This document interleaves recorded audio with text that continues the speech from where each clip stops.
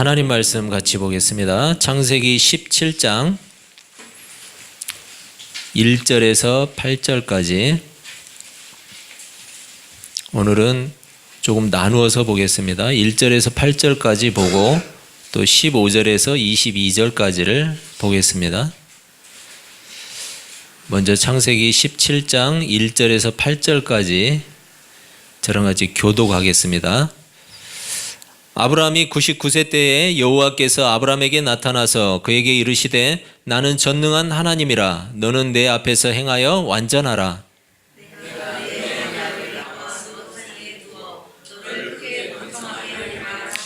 아브라함이 엎드렸더니 하나님이 또 그에게 말씀하여 이르시되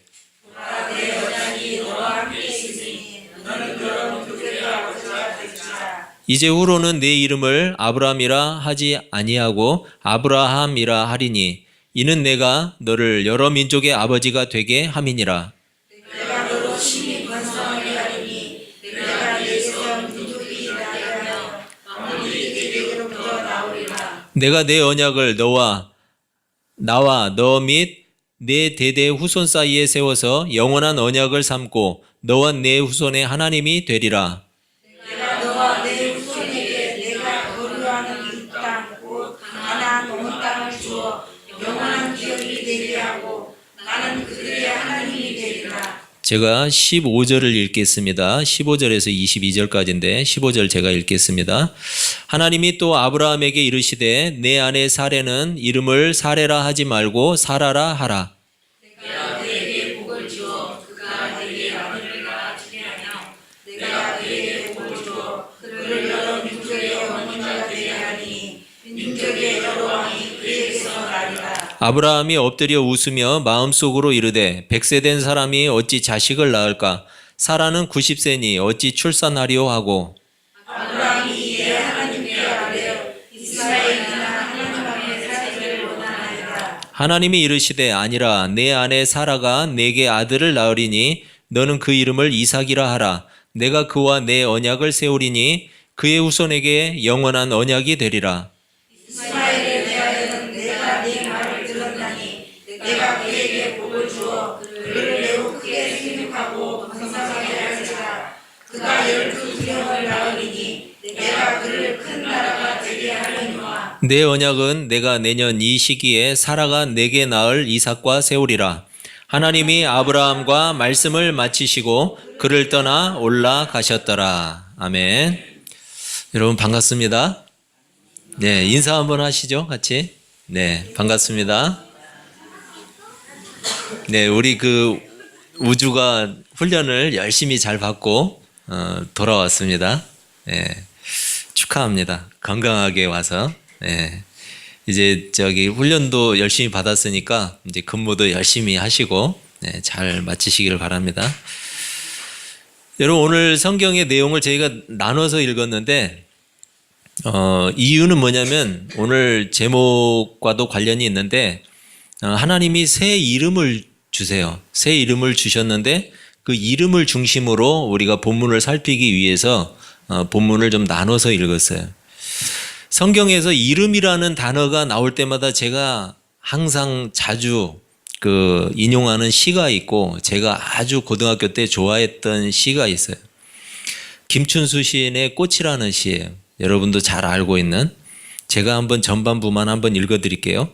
내가 그의 이름을 불러주기 전에는 그는 다만 하나의 몸짓에 지나지 않았다.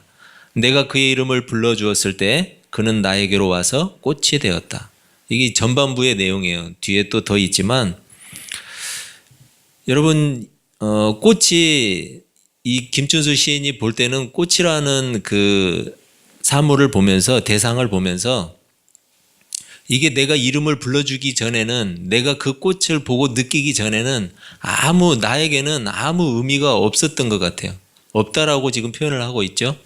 그런데 내가 그 꽃을 이름을 딱 불러주니까 내가 거기에 의미를 부여하고 관심을 두고 바라보기 시작하니까 거기에 그 꽃이 나에게 의미가 된 거예요. 코스모스가 그냥 길가에 무심코 지나칠 때는 아무 꽃도 아닌 것처럼 그냥 꽃 중에 하나처럼 느껴졌지만 내가 어느 순간 걸음을 멈추고 그 꽃을 유심히 바라보면서 하나님이 이렇게 다양하고 아름다운 꽃을 만드셨을까?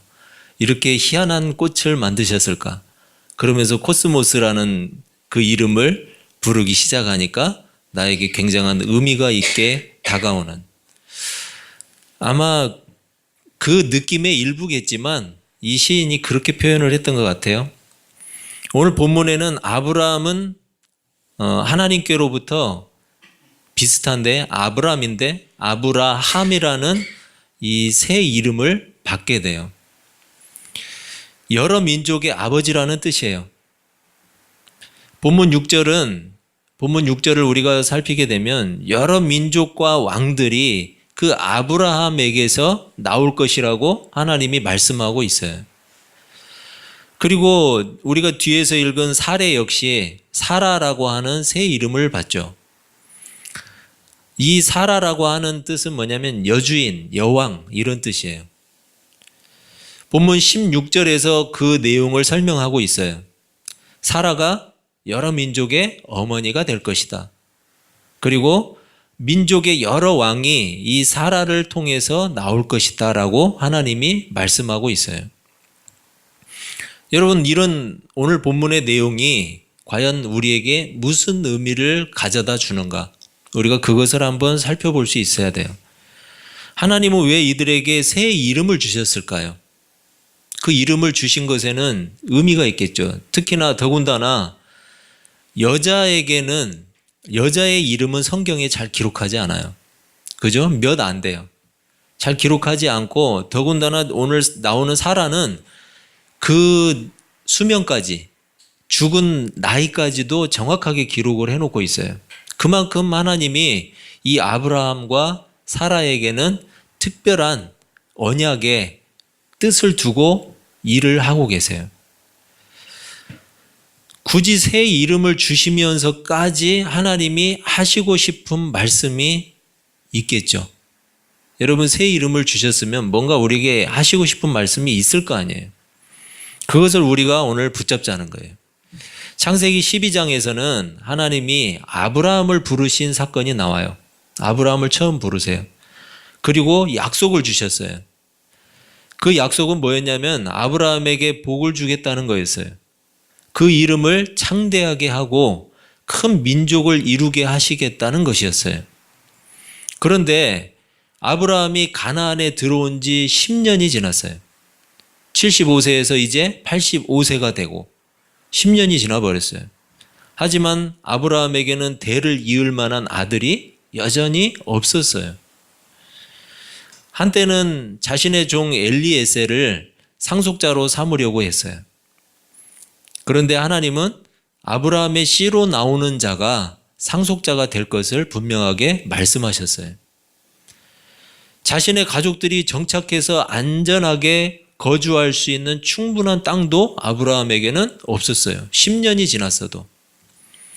그래서 조카 롯과 헤어져야 됐고 또 여러 가지 어려운 상황도 처하게 됐어요. 아브라함이 두려웠죠. 하나님의 약속에 대한 믿음이 점점 더 희박해졌어요. 약해졌어요. 그럴 수밖에 없었겠죠. 이런 상황 속에서 하나님은 두려움에 떨고 있는 아브라함을 찾아오셨어요.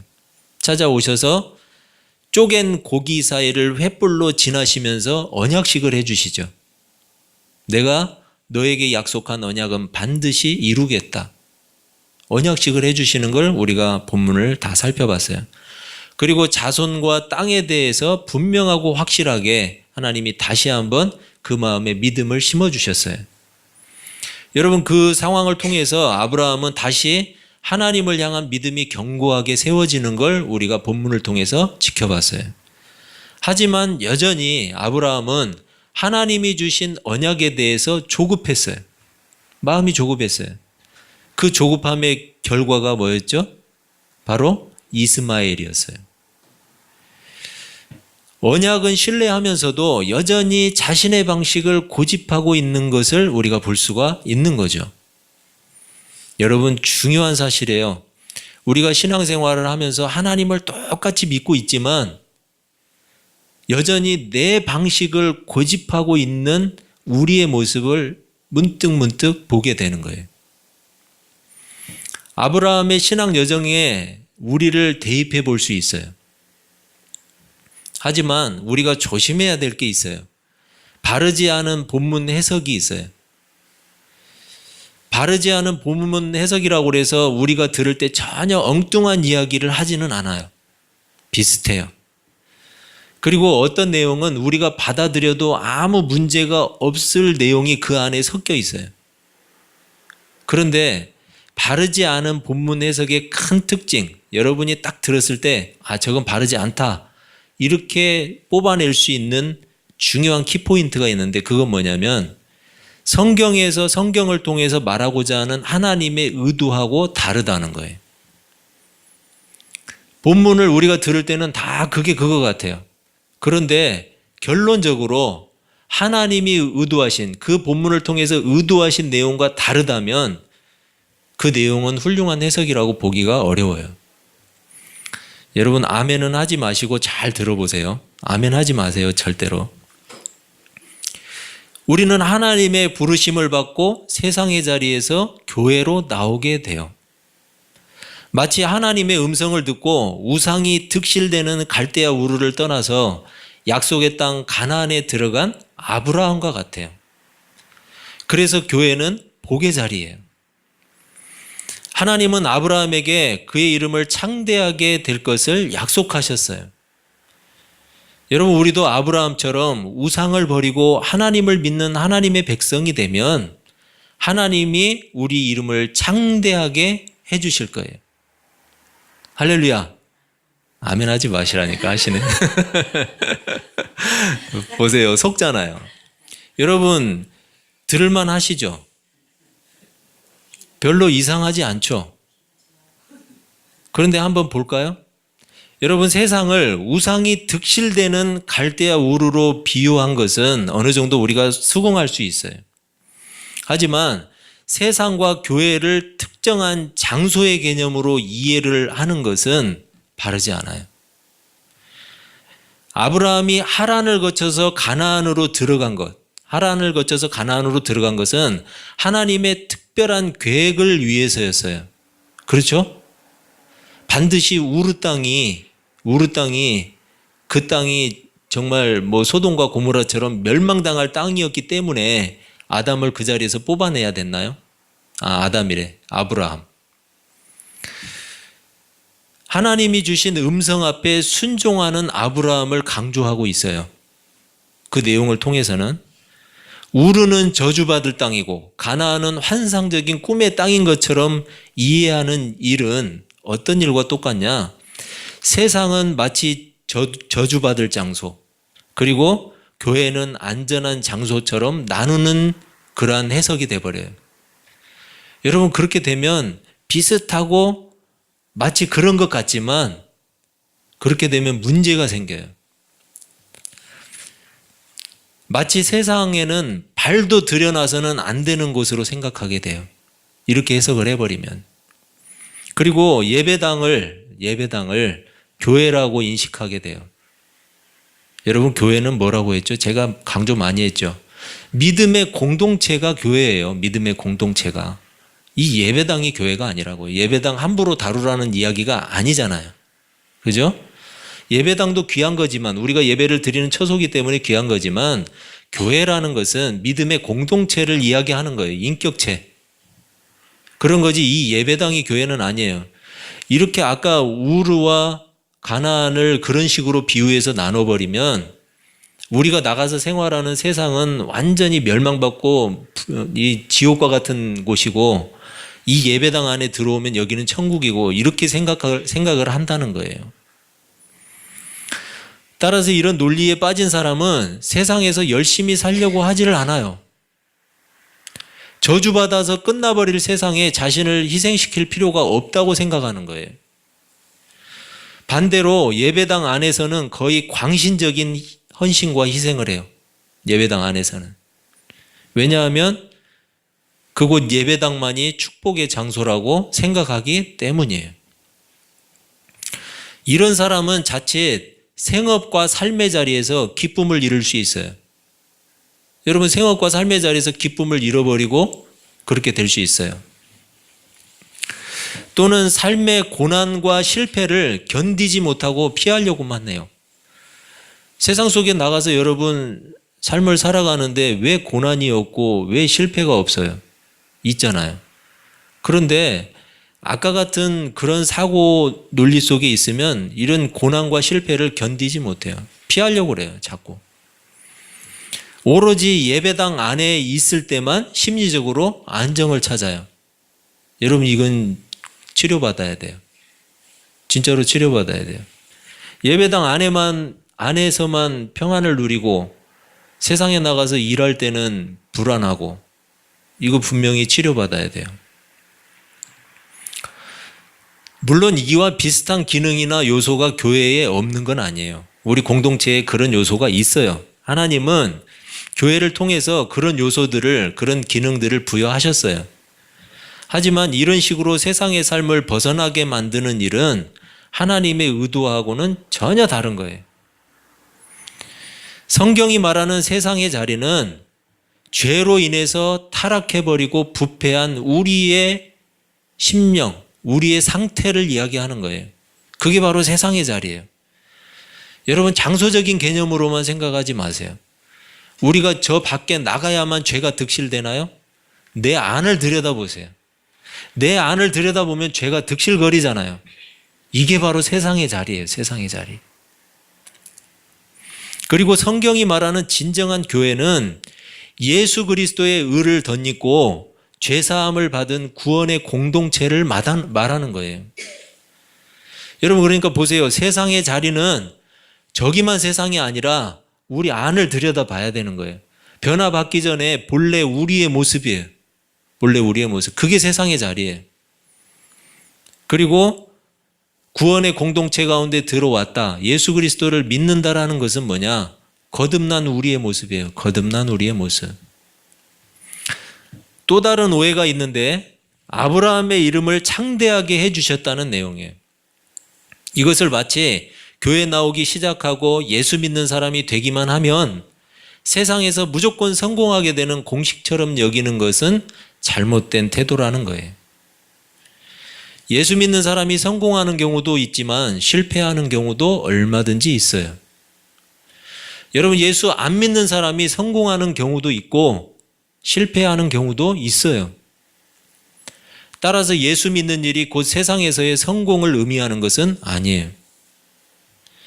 아브라함의 이름이 창대하게 되는 일은 그의 후손을 통해서 많은 민족이 세워지기 때문이에요. 그렇기 때문에 그의 이름을 창대하게 하겠다고 하나님이 약속해 주신 거예요.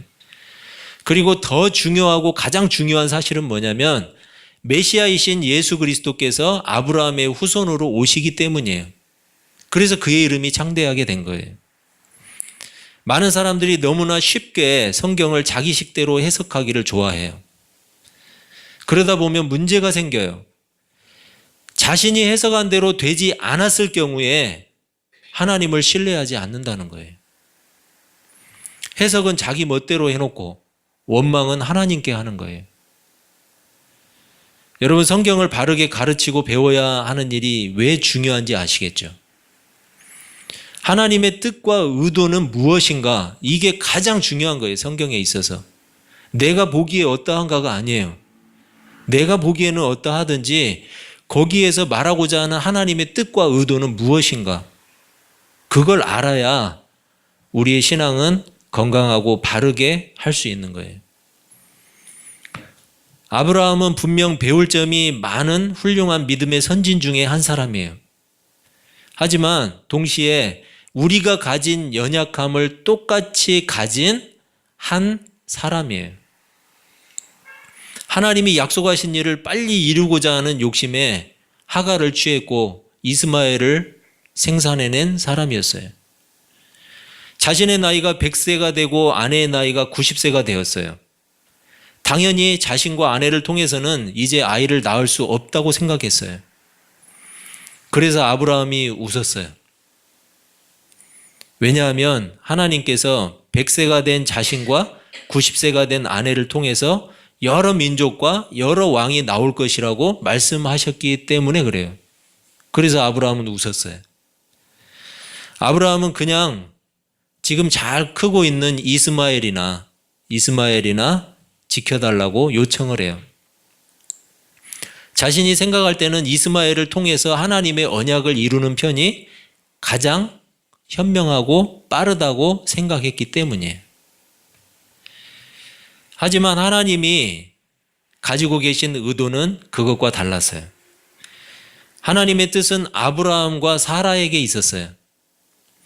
아브라함에게 그 일이 불가능한 일이었지만 하나님께는 아니었어요.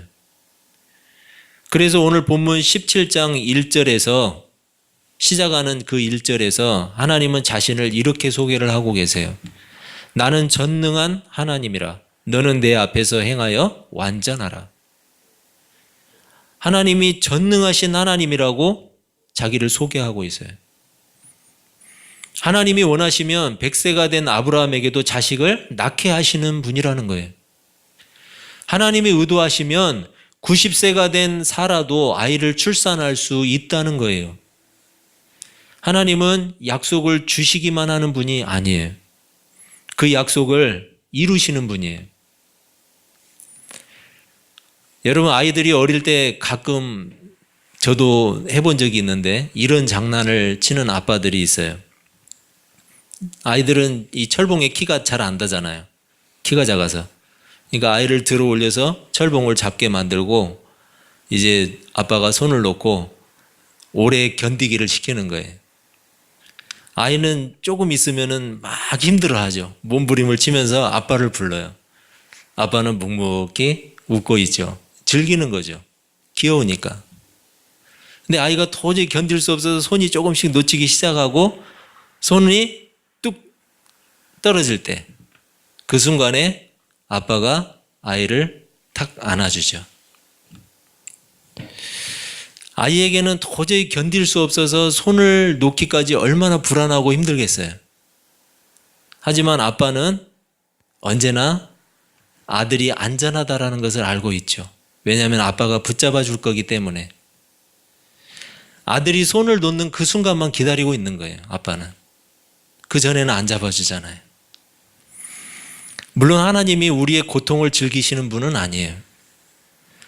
하나님은 전적으로 하나님을 신뢰하고 의지하기를 바라시는 거예요. 아브라함은 자신과 아내의 나이가 커다란 장애물이었어요. 지금 내 나이를 봐라. 아내의 나이를 봐라. 그게 말이 되는 소리냐. 이렇게 생각을 했어요. 그게 장애물이었어요. 하지만 하나님에게는 전적으로 하나님을 바라보지 않고 여전히 자신의 방식을 고집하는 그 아브라함이 유일한 장애물이었어요. 그래서 아브라함이라는 이름을 아브라함이라고 바꾸어 주셨어요.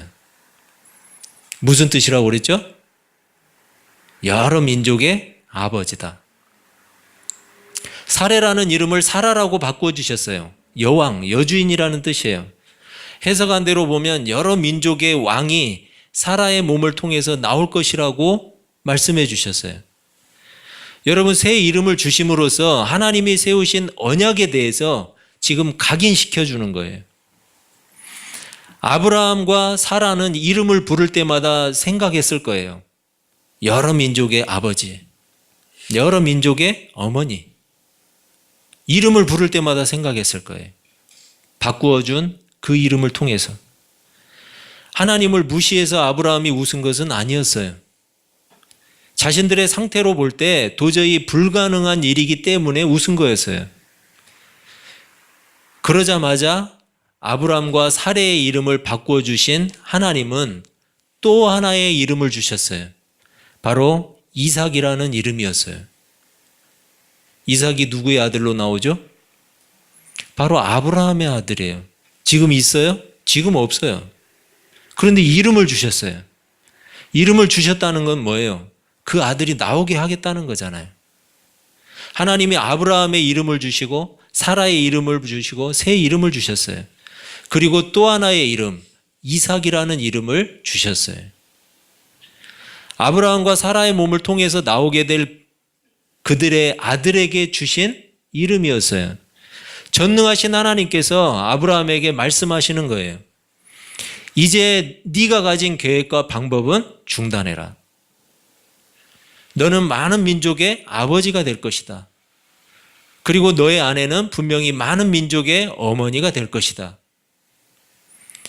이삭은 웃음이라는 뜻을 가지고 있어요. 자신의 처지를 보면서 어이없는 웃음을 웃었던 아브라함에게 하나님은 진정한 웃음을 선물해 주고 싶었어요. 그래서 전능하신 하나님 앞에 아브라함에게 완전할 것을 주문하고 계세요. 여러분, 아브라함은 스스로 완전할 수 있는 존재인가요? 절대로 스스로는 완전할 수 없는 존재예요. 하나님이 바라신 완전은 아브라함이 스스로의 방식을 중단하는 것이었어요. 자기 방식을 고집하지 않고 중단하는 거였어요. 아브라함과 사라와 이삭이라는 이름 속에 담긴 그 하나님의 언약을 전적으로 신뢰하는 것이었어요. 그리고 하나님의 때를 기다리는 것이었어요. 이것이 하나님께서 아브라함에게 요청하신 완전이라는 거예요. 하나님은 우리에게도 언약의 증표인 새 이름을 주셨어요. 여러분, 그 새 이름을 받으셨죠? 안 받으셨나요? 우리는 예수 그리스도의 의로 거듭난 사람들, 그래서 예수 그리스도를 믿고 따르는 사람들이에요. 거기에 합당한 이름이 뭐냐? 그리스도인이에요. 그리스도를 받아들인 사람들, 그리스도를 따르는 사람들, 그게 바로 그리스도인이에요. 이것이 하나님께서 우리에게 언약의 증표로 주신 새 이름이라는 거예요. 따라서 그리스도인이라는 새 이름 속에는 이와 같은 하나님의 요청이 들어있어요. 너는 하나님 앞에서 완전하라. 이제 너의 방식을 중단하라는 말이에요. 또한 영원한 하나님의 나라의 약속으로 주신 하나님을 전적으로 신뢰하고 바라보라는 이야기예요. 아무리 하나님의 뜻이 분명해도 모든 일에는 때가 있어요. 하나님을 신뢰하고 바라보는 일은 하나님이 정하신 바로 그때까지예요. 내가 보고 싶을 때까지가 아니에요. 하나님이 일하시는, 하나님이 정하신 바로 그때까지가 하나님이 정하신 때예요. 지금 내가 하나님 앞에 앉아 있는 것만으로도 여러분, 하나님은 충분히 전능하시잖아요. 여러분과 제가 하나님 앞에 설 수 있는 것만으로도 하나님은 전능하신 분이에요. 오로지 그 전능하신 하나님만 바라보는 주바라기들이 다 되시길 바랍니다. 제가 아는 노래 중에 그런 제목이 있어요. 해바라기도 가끔 목이 아프죠. 여러분은 잘 모르시죠? MC 더 맥스라는 그 가수가 불렀던 노래인데 해바라기도 가끔 목이 아프죠라는 제목이 있어요. 노래 제목 가지고 따지는 게 좀 우습기는 하지만 여러분, 해를 바라보는 일에 목이 아프면 그게 무슨 해바라기예요? 그죠? 해바라기 자존심이 있지. 이름을 바꿔버려야죠. 그러면 가끔 해바라기 그러든지 아니면 해 가끔 바라기 이렇게 바꿔버려야죠. 여러분, 해바라기는 가끔 목이 아프고 지칠지라도 우리는 언제나 목을 꼿꼿하게 세운 채 끝까지 주님 바라볼 수 있기를 바랍니다. 그래서 신앙의 자존심으로 충만한 우리 아둘람 사람들이 되시기를 바랍니다. 그리고 주님만을 온전히 바라보고 우리가 부른 찬양과 같이 시선을 주님께 고정하고 내 방식을 중단하고 주님이 주신 그 약속을 끝까지 신뢰하고 하나님의 때를 기다릴 수 있는 그런 주바라기가 되시기를 주님의 이름으로 축복합니다. 기도하겠습니다.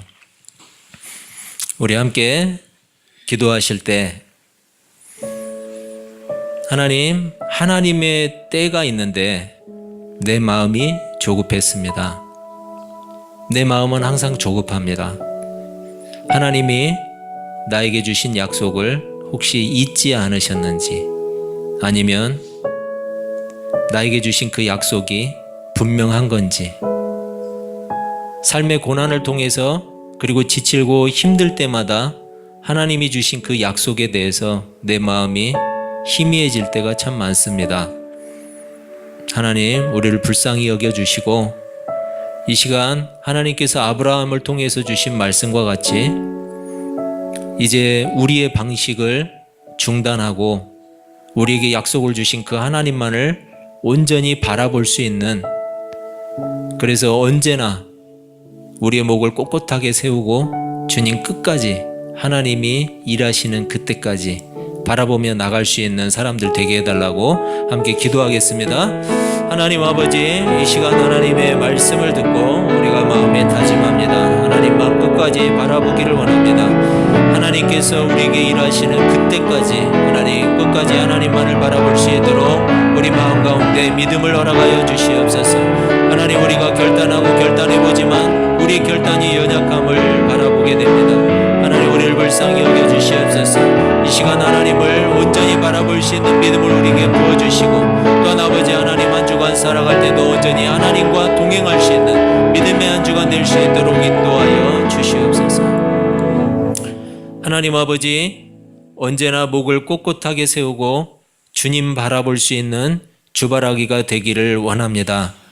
하나님, 우리는 연약하고 부족하지만 하나님께서 우리에게 주신 그 약속을 붙잡고 끝까지 하나님의 때까지 주님과 동행할 수 있는 믿음의 신실한 종들이 다 되게 하여 주시옵소서. 예수님의 이름으로 기도합니다. 아멘.